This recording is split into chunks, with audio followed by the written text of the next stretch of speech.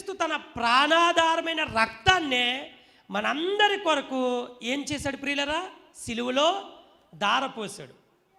కాబట్టి నా శరీరంకి బదులుగా రొట్టెను, నా రక్తంకు ప్రతిగా ద్రాక్షరసాన్ని ఇస్తున్నాను.